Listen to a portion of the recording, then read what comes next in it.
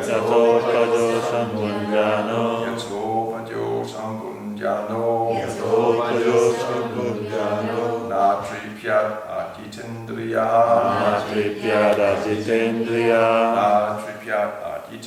Jitendriyaha Natripyada Jitendriya Saitam Nidita Kaku Saitam Nirjita Kaku Ekarat Vishayan Priyan Ekarat Vishayan Priyan Yato Pajo Sambunjano Yato Pajo Sambunjano Natripyat Jitendriyaha Natripyada Jitendriya Saitam Nirjita Kaku Saitam Nirjita Kaku Ekarat Vishayan Priyan Ekarat Vishayan Priyan Yato Pajo Sambunjano Yato Pajo Sambunjano Natripyat Jitendriyaha Natripyat Jitendriya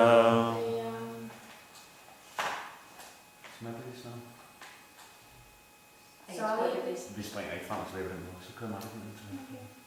Saitam Nirjita Kaku Saitam Nirjita Kaku Ekarat Vishayan Priyan Ekarat Vishayan Priyan Yato Paja Sambunjano Yato Pajo Sambunjano Natripyat Ajitendriya Natripyada Jitendriya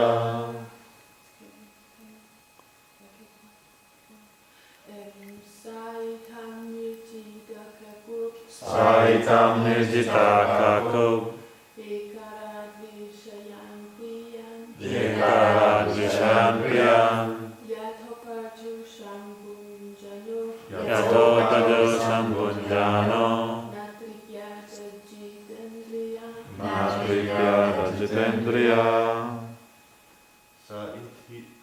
Saitam Nirjita Kaku Saitam Nirjita Kaku Ekarat Vishayan Priyan Ekarat Vishayan Priyan Yato Pajo Sambunjano Yato Pajo Sambunjano Natripyat Ajitendriya Natripyada Jitendriya Saitam Nirjita Kaku Saitam Nirjita Kaku Ekarat Vishayan Priyan Ekarat Vishayan Priyan Yato Pajo Sambunjano Yato Pajo Sambunjano Natrayat Ajitendriya Natripyada Jitendriya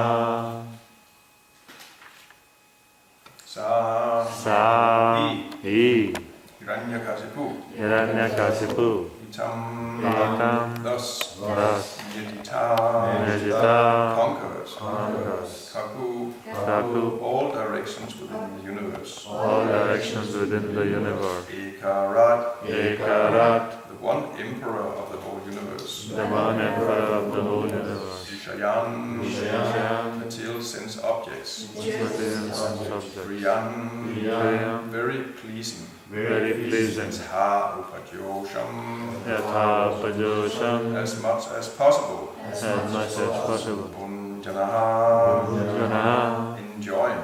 enjoy Na Na did not. did not Tripyat Pripyat was satisfied. was satisfied Ajita indriyaha Ajita Indriya unable to control the senses. being unable to control the senses In spite of achieving the power to control in all directions and in spite of enjoying all types of dear sense gratification as much as possible, Hiranyakasipu was dissatisfied because instead of controlling his senses, he remained their servant.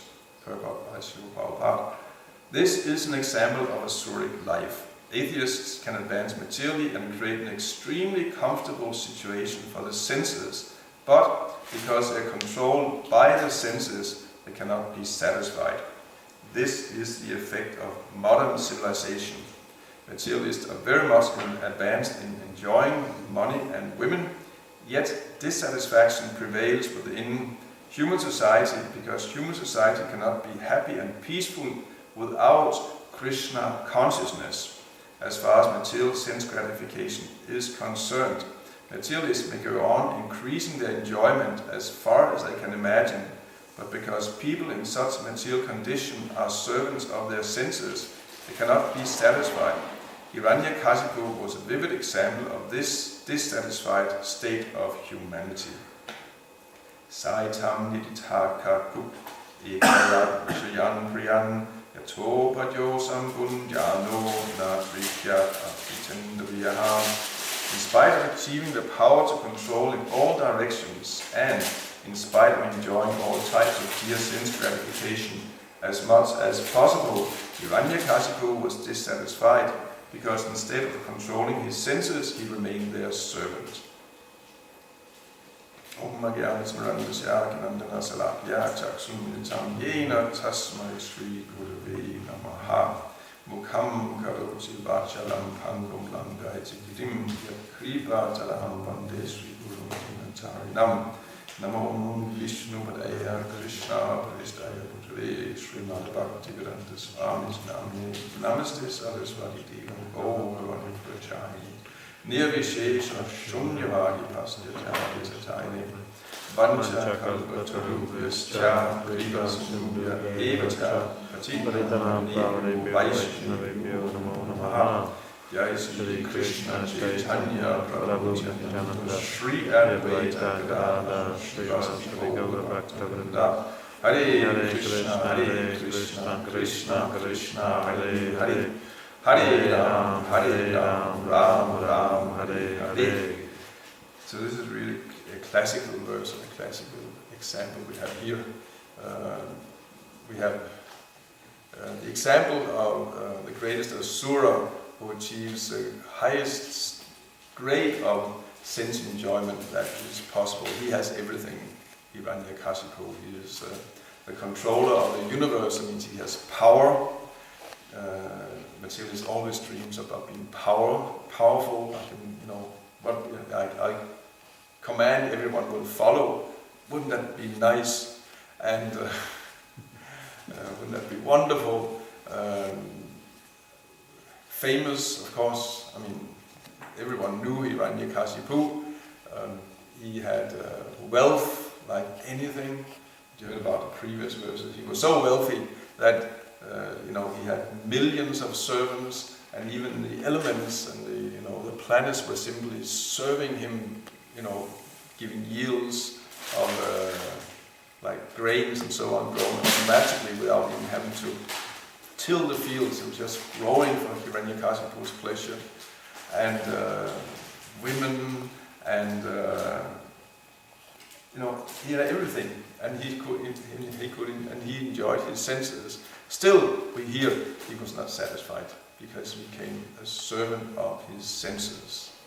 Therefore, he could not be satisfied. He became a slave, even though he thought he was a lord of the universe, but he became a slave of his senses. So that is such a lesson. It's such a simple lesson. I mean, simple not in the sense that it's something that is just for children like that, but it is such a basic understanding that we cannot become satisfied. We are trying, we want to be satisfied. That is what all living souls are trying to become. Anandamaya Vyasat, we want to be happy. It's a complete universal principle. I mean, even those who are so frustrated in life, they want to kill themselves and like that. So they're also striving for happiness. They'll think they'll become happy by stopping existing, which of course is a little contradictory, because how can you experience happiness when you are not existing?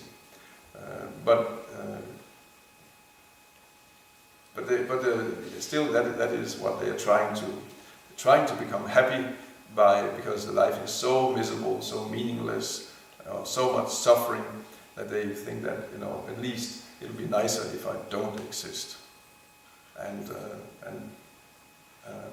everyone asks someone on the street, "Would you like to be happy?" Of course, someone will say, "I'm already happy. What do you mean?" And they become offended. "What do you mean? Do you think that I'm not happy? Since you ask, I want to become happy." But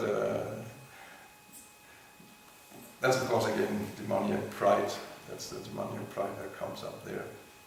But if everyone sits down soberly and just thinking about, yes, actually it would be very nice to be happy. It would be very nice to be happy. That's the common aim of everything.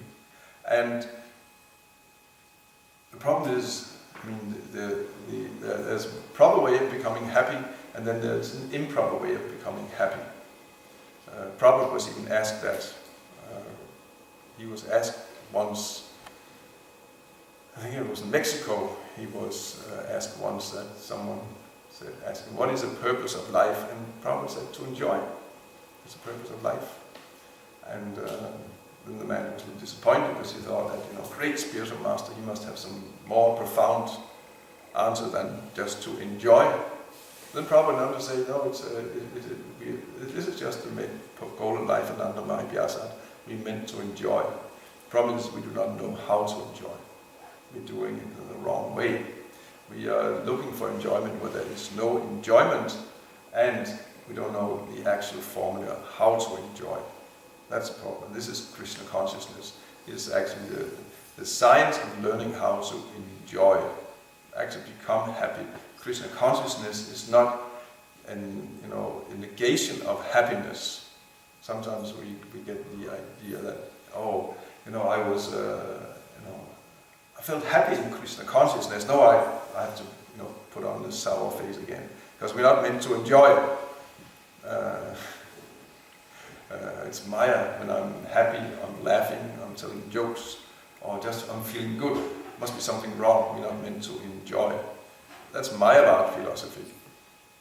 We're not meant to enjoy materialistically, but we should enjoy spiritual happiness, Krishna consciousness. This is what, and this is actually what this whole Krishna consciousness is about, how one actually can become happy and enjoy life by being Krishna conscious. And it's in the whole spiritual world is simply a place of great enjoyment. Every step is a dance, every word is a song. It's just happiness. And Krishna consciousness means creating the spiritual world right in the material world. It's not that we have to go there. It's not that we have to. In this life, we have to suffer. We have to go through so many trials and tribulations, and we have to whip ourselves. Christian monks had this idea that they were whipping themselves because they thought that they actually had the idea. That became part of Christian philosophy. To enjoy and feel good is of the devil. Therefore, they try to suffer as much as possible. That's why they, as I understand, at one point they understood that actually taking a bath and feeling clean actually makes you feel real nice. So therefore, we should not take baths. We should not be clean, because then we feel too nice. And that's the devil. They had that philosophy. It's a confused idea. So, and that's actually part of the explanation why European culture became so filthy and unhygienic. And at one point, there were severe plagues and so on spreading everywhere because of non-hygienic conditions. Then they had to adjust and be a little more hygienic. But it was actually a philosophy. There was a theology behind it. That it's, to feel good is the devil. So but just to be clear, that's not Krishna consciousness. Actually, it's good to feel happy. Souls are by nature happy, and if we are situated in our natural element, then we feel happy. Prabhupada pointed out also that he was discussing our Danish philosopher Kierkegaard, and Kierkegaard has the idea, you go through different stages of life. You go through, and actually it's described very accurately. What is called the aesthetic life is actually the life of sense enjoyment. Either gross sense enjoyment, where you simply eat and drink and be merry and women and so on, and this way you enjoy, or even a more refined state, level of enjoyment. You enjoy music, you enjoy the art, you enjoy beauty, you enjoy literature, refined, but still it's, if observed rightly, it's just for your own sense gratification, for your own pleasure. And that state of life leads to complete despair. You become desperate because there's no goal in life. Your own enjoyment is just your own enjoyment is the goal of life, and then you become desperate. And then he has the idea to come to the next state is called an ethical stage, where you start. Actually, it's not for your you don't act for yourself, you start acting duty and you want to help others and you start following principles, ethical principles, and then on the top, and then finally come to the religious state. Actually, you start, you work, you surrender to God. But then he had the idea that on the religious state there is intense suffering, and that Prabhupada was presented for that idea and said, no, that's not correct. Religious state is not suffering. It's this happiness. That's where the real happiness actually is. And real religious people are not suffering and morose. They are actually very happy. But they know the art of enjoying life. They know the art of how to be happy. And so that's a complete misunderstanding. So he rejected that idea. The only suffering is you feel suffering because others are suffering. That is, you have compassion, and it's very painful to see how others are suffering. But you yourself are not suffering or being tormented or anything like that. You are actually very peaceful. You're very happy in Krishna consciousness. That is that's the actual Krishna conscious state. So Prabhupada said, this is what we do not know how to enjoy. We enjoy by giving Krishna enjoyment. This is our nature. If we can give Krishna enjoyment, and then we are Krishna's servants by nature, and if we give pleasure to Krishna, we will feel so happy that Krishna is happy. This is our nature. This is how we enjoy it. And that is, even in materialistic life, not without God, but just living for the sake of others is a higher enjoyment. Mother and children, they enjoy direct sense gratification. They enjoy food, and they are, I think this tastes so nice. Children, they're very much into just immediate sense gratification. Right? That's why you can cheat children and sell candy to them, because they think, oh, this is so nice, I'm so happy because it tastes good. Although it's actually ruining their health and ruining their teeth and making them weak and so on. It's actually criminal. I'd say selling candy to children like that is a criminal offense actually. But they're so simple, naive. They think that it tastes good, therefore it's good. And we enjoy it. But mothers, they enjoy more by making nice food to their children and then seeing them eat. And then when the children are very happy, then mothers feel so happy when the children are eating with great appetite. Even though she may not eat herself, but she's very happy to see her children eat. That's enjoyment. That's a higher level of enjoyment. Enjoying the happiness of others. And that is, on the material level, that's just a very reflection of the actual happiness to see Krishna enjoy, Krishna being happy and enjoying by our activity. That's the soul gets happiness in this way by giving Krishna enjoyment, and then the soul feels very happy. This is a secret of enjoyment. This is happiness formula. And that's what Krishna consciousness is all about. The perverted attempt to become happy is, we have here, sense gratification, trying to enjoy, give yourself happiness and pleasure. But it simply leads to frustration and becoming a slave. One becomes a servant of the senses, like we see here with Hiranyakashipu. And that is a danger. Not only a danger means it's going to happen absolutely. It's not only it may happen, but it happens absolutely when we try to satisfy our senses, and first of all we become frustrated because it didn't give us happiness. We thought it would give us happiness, but it doesn't give us happiness. But then also we become slaves of the same.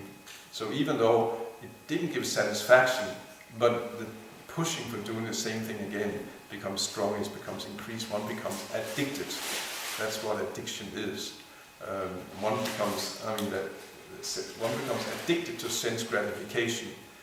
It's not only when one is taking drugs and alcohol, that is just extreme cases of being addicted, but sense gratification in all ways is addictive. If you perform an action, whether it's by just performing it, one again develops the mind wants to repeat that activity again, and the more you repeat it, the deeper the mind is pushing to repeat that activity again. It becomes stronger and stronger. So that's what happens. In this way, one becomes slave of senses, slaves of the mind, slaves of the senses. And the more one does it, it just increases. It's the alcoholic and drug addicts simply become more and more addicted, although it's miserable from beginning to end. That is the nature of drug addiction. It's happiness in ignorance is misery from beginning until the end. Happiness in passion is nectar in beginning and becomes poison in the end. So sense gratification is basically a mixture of, it's mainly ignorance actually. Gross sense gratification is ignorance, but also you can see there's elements of passion. The drug addict will it's supposed to be the first time you take a drug, then there is a great feeling of happiness momentarily, but it never comes again. But the drug addict is constantly thinking that this time I'll get the experience I had the first time when I took the drug, but it never happens. It simply never happens. It's misery from the moment you engage in it, and afterwards it becomes 100 times more miserable. But then, because one has engaged in that activity, the mind becomes more attached and even has a stronger desire to do the same thing, even though the experience was only miserable. In this way, one becomes a slave of the senses, and one is falling down deeper and deeper. Material sense gratification means one falls deeper down into a big hole where one is just being pushed constantly by the five senses and the mind to enjoy more, and one doesn't want. The soul is sitting there and crying, I don't want to do this, it doesn't matter, you must do it. And you find yourself again and again in a situation. Here you are, the moment you're doing it, you're thinking, I don't want to do this, why am I doing it? I know I'll not become happy, but you do it anyway. You'll observe yourself doing precisely what you don't want to do. Why is that? Arjuna is asking that to Krishna in the Bhagavad Gita. Why is one forced to act sinfully even against one's will? That's a symptom of a slave of the senses. You're a slave of the senses. You don't want to do it. You know, actually, if you have some consciousness, if you can, at one point you get covered over. There's actually, Maya has these two features, Auranatmika and Praksipatmika. Is that correct? Praksipatmika. And she will pull one down and then cover you over.